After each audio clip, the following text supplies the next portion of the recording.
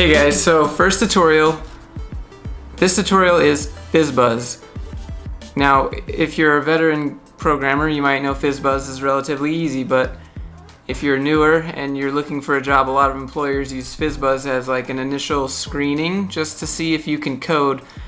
It's different than what you learn in school, and it's not what you might be expecting in your first interview. I was asked this 3 times for 3 different employers just as an initial screening, and I feel like this is a good starting point if you're looking to get a job and you want to pass the interview. Get Fizzbuzz down. Now, here we are in the code tutorial, and this one has the completed version. This one has what we're going to do together. Right now I'm using the IDE Atom because I think it's fun for toy problems like this, and it's very colorful and it makes code a little less monotonous. So the first thing we're going to need, like I said, was a loop. So they're going to want a typical for loop, and we're going to start it at 0. So I equals 0 is what we're going to start at, and then we're going to have it go up to 50. So less than or equal to 50, and then we'll count up. Perfect.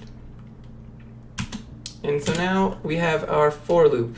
And now inside of that, we're going to want to check both conditions. We're going to check if let's say 3 and 5, like before. So we will check if while it's counting, if I has any remainders, if it's divided by 3, and we'll check if I has any remainders if it's divided by 5. Right, so we have I divided by 3, and if it has no remainders, because when you use modulus 3, it will give you the remainder, not the number that's divisible by. It'll give you the remainder, so it has no remainders, and the same thing for 5. It has no remainders. And we're going to want to console.log. Let's do the number and Fizzbuzz. We want to see both of them, so that you can see the number and what the number is that has no remainder if you divide it by 3 and 5. And we're going to need a second condition though, because we need to check them individually now. So it's pretty much copy and paste at this point. So else if, and we want if I divided by 3 has no remainders, then we're going to want a console.log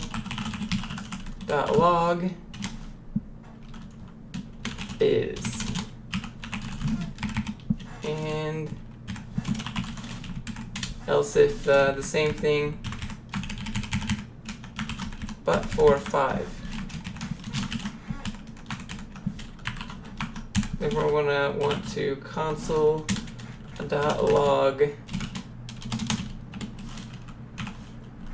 buzz. But we want to see what number it was. Oops.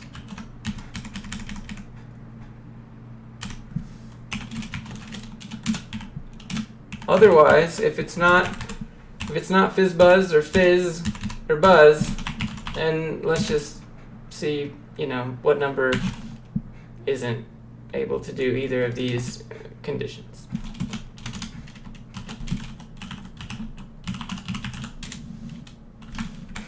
Console.consolelog. I don't think that works particularly well. We just want to see the number. Perfect. Just open up some internet tab. We'll use Google because today is the day that you can vote. Great. And we will paste that in. And if this works correctly, we should see Fizzbuzz, and a number. Let's see. So we can see that 0. Then we have 1, 2. You can't divide 3 into that. Can't divide 5 into that.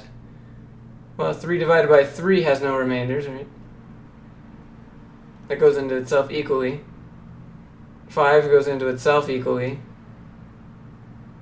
3 can go into 6 2 times, that's equal, no remainders. Essentially, this just counts all the way up to 50.